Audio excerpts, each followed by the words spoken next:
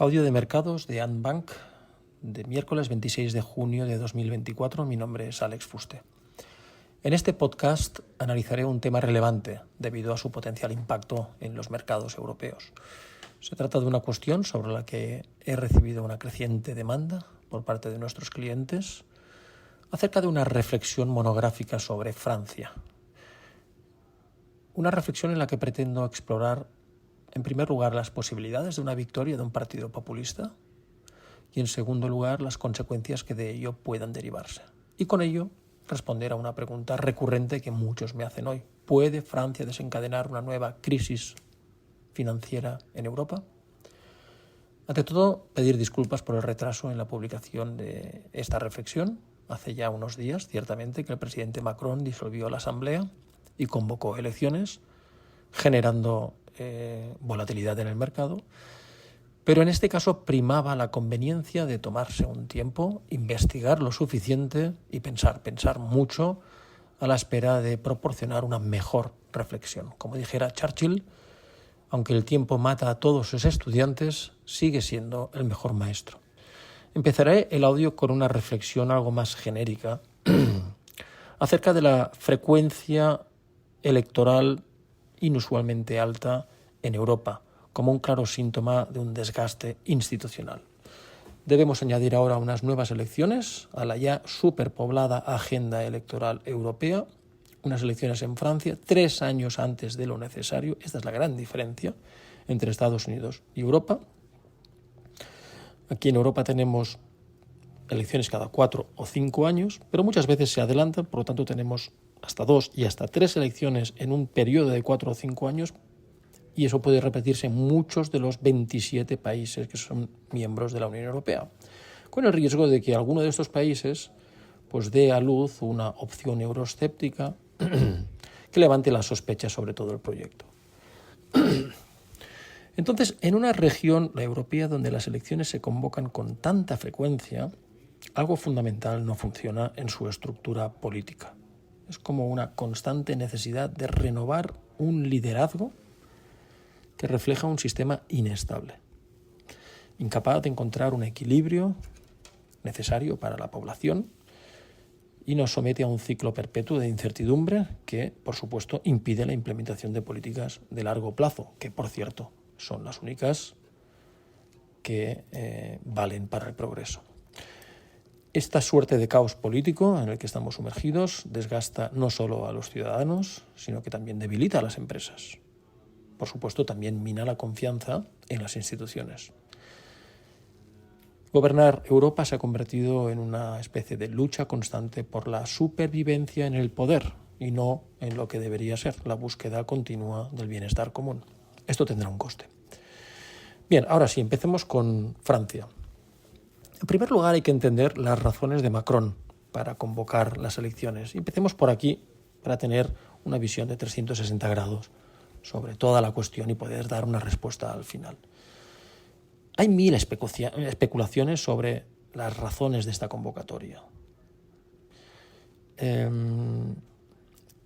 Alguien o algunos dicen que se trata de una reacción por la decepción personal del presidente, por su derrota, pero yo diría que en absoluto. El resultado final de las elecciones, 14,5% para el partido de Macron y 31,5% para el partido de Le Pen, ya estaba adelantado por todas las encuestas. Macron incluso había rebajado la importancia de estas elecciones europeas. Entonces, ¿por qué el adelanto?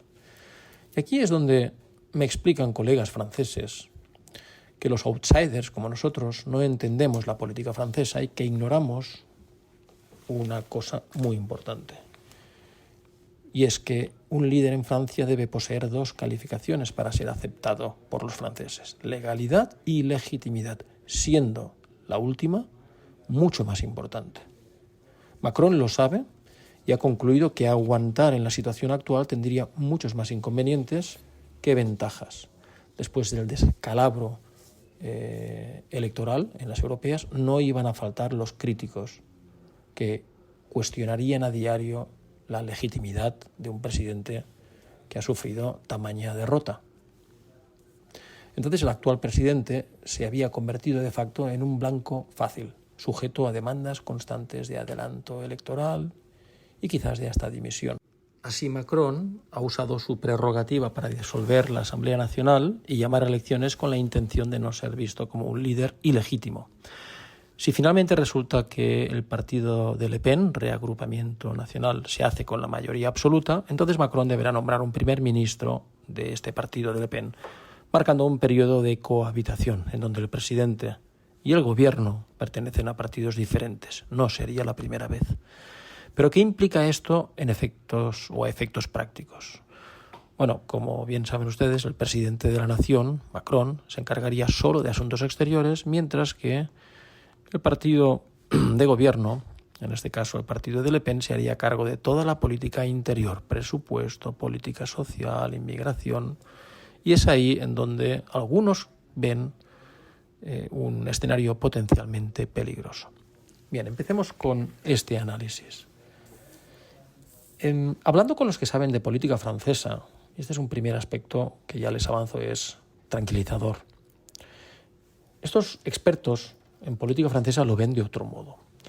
Ellos me han hilvanado una serie de puntos que por separado parecen irrelevantes, pero que en su conjunto descubren algo muy revelador y tranquilizador. Vayamos por partes. En primer lugar, la financiación de la campaña siempre corre a cargo del candidato. Deben pagar la impresión del programa, su distribución, las papeletas de votación, los carteles, los eventos. El Estado finalmente reembolsa a los partidos esos gastos, pero solo en aquellos candidatos que superen el 5% del voto. Y a los que superen el 5% del voto se los reembolsa, pero tarda bastante tiempo en reembolsar. Entonces aquí viene el punto 2. Las elecciones europeas han dejado secas las arcas de la mayoría de partidos. De los 30 partidos que se presentaron, solo 7 superaron el 5% de los votos. Y estos aún no recuperaron los costes de campaña. Así que tienen los cofres llenos de aire o vacíos. Esto no es Estados Unidos, en donde aparece un donor y te pone 30, 40 o 50 millones. Esto es Francia, esto es Europa, esto no existe. Así que a estos partidos, la mayoría hoy, con las arcas medio vacías, solo les quedan los bancos. Y aquí viene el tercer punto. Los bancos no tratan por igual a todos los partidos. Otro punto interesante es que ni el Partido Socialista ni el Partido Conservador de los republicanos están precisamente en una situación financiera solvente. El primero ya no alcanzó el 5% de los votos en las dos presidenciales anteriores, por lo tanto no recuperó el importante gasto de campaña. Y el segundo, los republicanos, no alcanzó el 5% en las últimas presidenciales del 2022. Por lo tanto, ninguno de los dos recuperó el enorme gasto en el que incurrieron. Podría decirse, por lo tanto, que financieramente hablando, los dos partidos tradicionales de centro están en paños menores. Aquí hay un quinto punto interesante. Las elecciones parlamentarias, como saben, tienen 2 vueltas. En la primera vuelta, si un partido saca el 50% de los votos, se proclama ganador y se acabó la carrera. Y si nadie alcanza el 50% de los votos, solo pasan a la segunda vuelta los que alcancen el 12,5% de los votos. Típicamente, cuando pasan 2 partidos a segunda vuelta, Le Pen pierde. En cambio, si pasan 3, 4 o 5 partidos a segunda vuelta, el partido de Le Pen gana. Y es aquí donde, uniendo todos los puntos comentados, cobra sentido la estrategia de Macron y su decisión de convocar elecciones en un momento en el que la mayoría de partidos están arruinados, entre los cuales los partidos tradicionales estarían ahora más abiertos a cerrar acuerdos electorales que si estuvieran en una situación financiera más holgada y con una autonomía política. Entonces, si imaginamos los resultados en primera vuelta similares al de las elecciones europeas, no cabe duda, el Reagrupamiento Nacional de Le Pen lideraría el escrutinio, pero con mayorías absolutas en muy pocos distritos. Significa que vamos a segunda vuelta y ahí es donde podría formarse lo que algunos ya denominan una coalición que recibe el nombre de, o bautizada por algunos como el Frente Republicano. Sería un acuerdo entre el partido de Macron, Renaissance, los socialistas, los republicanos, los verdes y alguno más. Un acuerdo según el cual el partido que no quede segundo, es decir, el partido que quede tercero, cuarto o quinto en la primera vuelta, abandona la carrera y dirige todos sus votos hacia el partido de ese frente que quedó en segundo lugar. De esta forma, ese partido recoge un importante caudal de fondos en su lucha en segunda vuelta contra el partido de Le Pen. Y me dicen que esta estrategia podría dar resultado, podría dar a este frente republicano, a esta coalición, una mayoría en la Asamblea. Por lo tanto, la estrategia de Macron tiene sentido político, pero solo si las elecciones se celebraban antes de que todos esos partidos recuperasen sus fondos, los fondos que se gastaron en las elecciones anteriores, antes de que reconstruyan sus cofres y con ello recuperen su autonomía financiera y política. Es decir, la estrategia de Macron, que puede funcionar, puede dar buenos resultados, es útil, tiene sentido, solo mientras los socios estén en apuros económicos. Y de ahí pues esta primera reflexión. Es una reflexión que da como resultado pues algo más tranquilizador, ¿no? Es una posibilidad que finalmente gane un frente de partidos de centro, centro-izquierda, centro-derecha, ¿vale?, más moderados, y que por lo tanto el resultado final pues sea uno diferente al que muchos participantes del mercado hoy temen. La segunda reflexión tiene que ver con la posibilidad de que todo esto falle, la apuesta de Macron falle, ese frente republicano pues no logre vencer, o incluso que muchos de los partidos pues decidan no afiliarse a ese frente. En tal caso nos quedaríamos en una situación en donde Macron pues habría sacrificado alfiles, es decir, habría convocado elecciones con el objetivo de exponer a Le Pen en un tablero de juego volátil. Y este experimento podría resultar no tan peligroso. Dejen que me explique. Todos saben que gobernar es mucho más difícil que criticar desde la oposición. Y ahí se puede visualizar una estrategia de Macron, sacrificarse hoy para exponer al partido de Le Pen ante el malhumorado ciudadano en un entorno social frustrante. El entorno social frustrante limita mucho la acción de gobierno ante el riesgo de incendiar las calles. Entonces, creo que el secreto mejor guardado de Macron probablemente sea su deseo de que Le Pen, una vez en el gobierno, lo haga peor que él, lo que le permitiría incluso disolver de nuevo la Asamblea a cabo de 12 meses, convocar nuevas elecciones y quién sabe si en ese periodo hasta recuperar el control. Por lo tanto, a medio plazo tampoco es una estrategia muy alocada. Esto es crucial para visualizar los riesgos políticos en Francia. ¿Por qué? En caso de darse este resultado electoral preocupante, que sería una victoria por mayoría absoluta de reagrupamiento nacional de Le Pen, este resultado electoral, digamos, preocupante desde el punto de vista del mercado, la capacidad de actuar del nuevo gobierno euroescéptico podría estar muy limitada. Y con ello la capacidad de deteriorar los activos franceses y, ¿por qué no?, los europeos. ¿Por qué? Esta mañana ponía la metáfora del ajedrez. En el ajedrez, cuando el entorno es confuso y cargado de piezas, en la parte central del tablero, la dama, en este caso Le Pen, debe ser muy cautelosa en su despliegue y debe tener una movilidad restringida, ¿vale?, sin culminar grandes movimientos. En el tablero económico, socioeconómico, los agentes o las piezas son tres. La primera son agentes externos, y me refiero a toda la arquitectura institucional internacional, Fondo Monetario Internacional, Unión Europea, ECB, World Bank. Entonces, estas instituciones, toda esta arquitectura, probablemente no tendrá una simpatía a un gobierno populista y podría presionar para limitar el populismo, es decir, enviarle un recordatorio serio de que incurrir en el populismo, deteriorar más las finanzas públicas, cebar el déficit, pues puede traer consecuencias. Entonces, este primer agente va a estar ahí advirtiendo a Le Pen. El segundo agente, el más importante, el más limitador a la hora de la acción, el accionar político de Le Pen, son los propios inversores, es el capital. El capital castiga fuertemente a quienes le ofenden. Y aquí me vienen a la mente muchos ejemplos. Por ejemplo, Mitterrand, el presidente, cometió errores que provocaron el salto en la TIR, en el coste de fondeo del gobierno, desde el 13 al 17% en poco menos de un mes. Llevó el franco de 4,5 a 6 dólares en un mes y en pocos años a 10.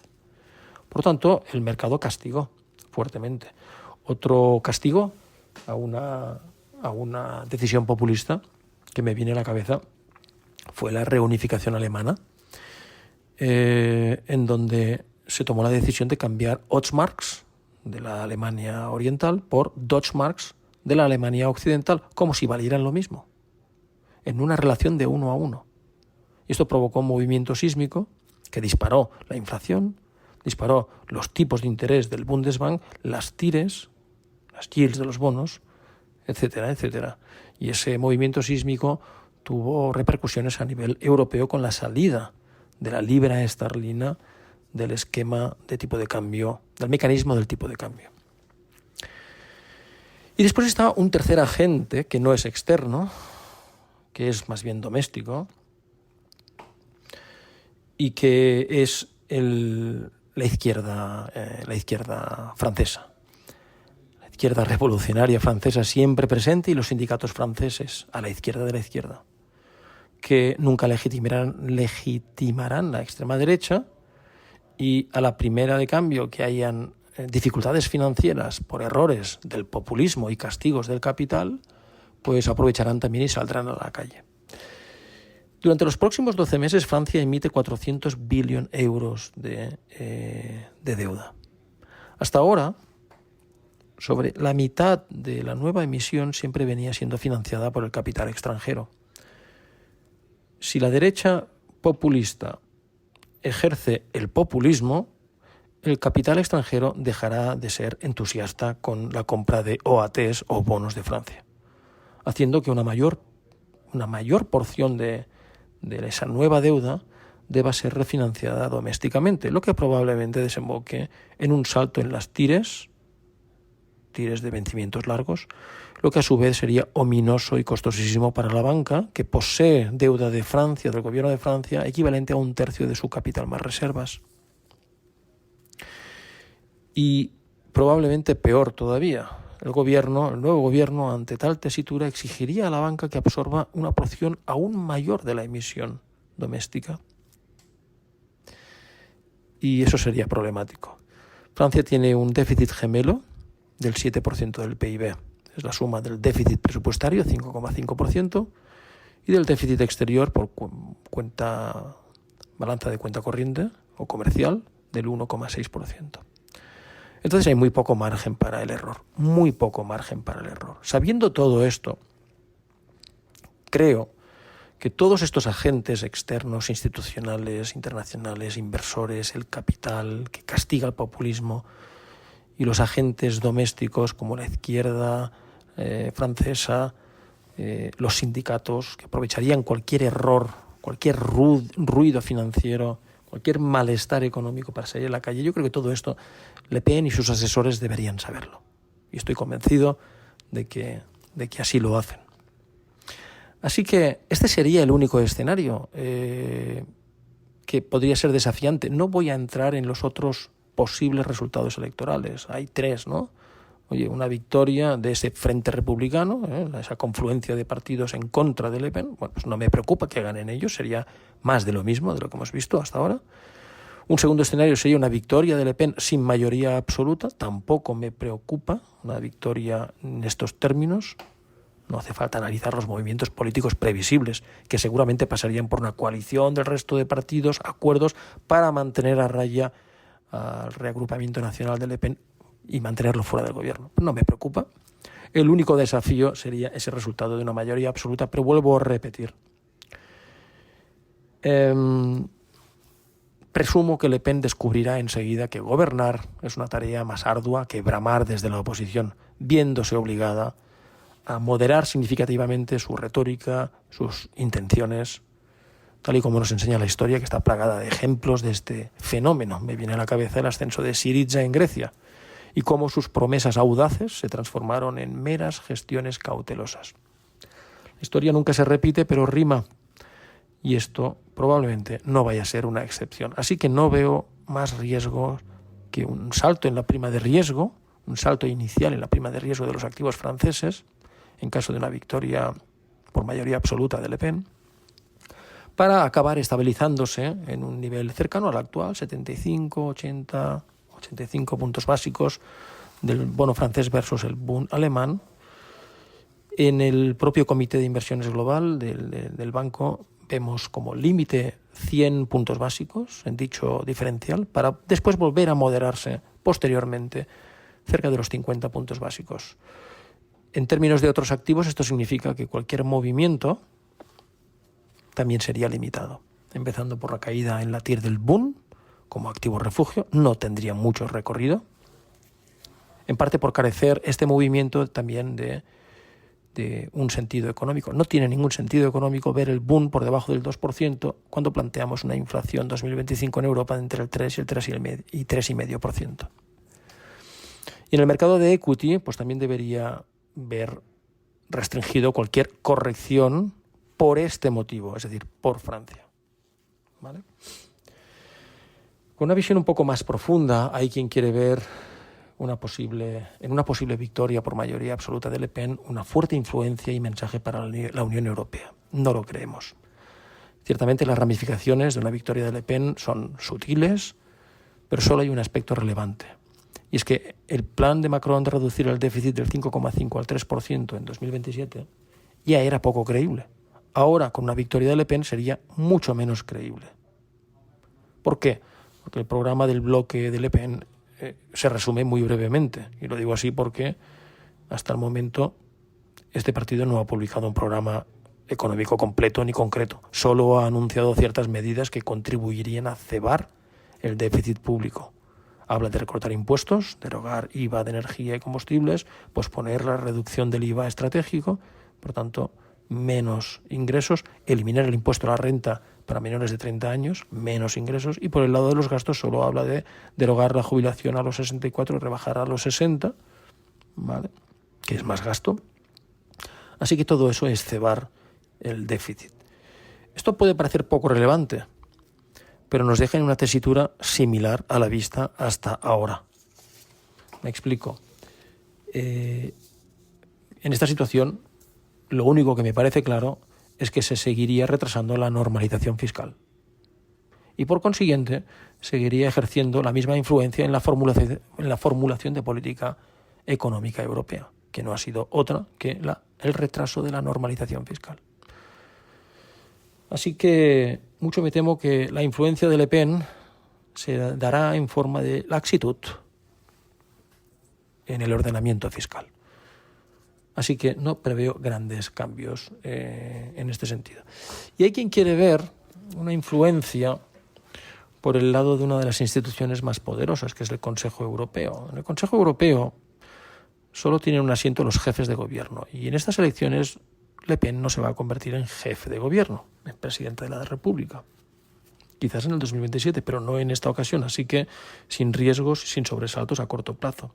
Ya de cara al 2027, o si hubiera un adelanto de las presidenciales del 2027, en caso de que ganase, bueno, pues sí, pues podríamos tener una euroscéptica en el Consejo de Europa, que ya saben, los jefes de gobierno componen este consejo y pueden ejercer un veto sobre importantes asuntos adoptados por el resto de las instituciones, ¿no?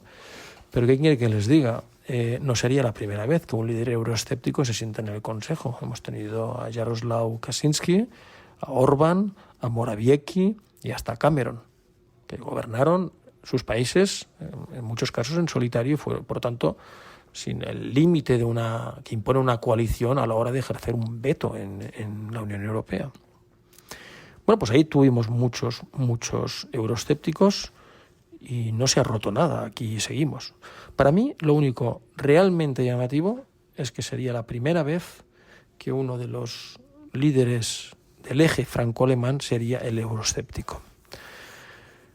En resumen, existe una posibilidad apreciable de nueva crisis financiera política en la eurozona, con epicentro en Francia. Esta es la pregunta. Y la respuesta es simple. Si Le Pen ignora las piezas en el tablero, los capitales inversores, los mercados, la arquitectura institucional y la izquierda revolucionaria, si ignora estos agentes, estas piezas, y despliega su juego populista, la respuesta es sí. Veremos ruido, tendremos ruido. Lo más probable es que tengamos mucha volatilidad, pero a medio plazo esa dama, si sale a pasear, acabará siendo capturada por todas esas piezas desplegadas en el tablero, o por los inversores, o por las instituciones, o por la propia izquierda del país o los sindicatos. Si Le Pen entiende de ajedrez, sabrá que existe una serie de consejos en este noble juego. No saques a pasear tu dama demasiado pronto. La dama es poderosa, pero no inmortal, y una dama perdida es partida perdida. Nuestra dama es Le Pen, y si respeta estos 3 sabios consejos, todo irá bien. Si los ignora, habrá ruido. Si tuviera que apostar, me inclino a pensar que nuestra dama escogerá las sabias reglas del ajedrez. Esto es todo, muchas gracias y hasta la próxima.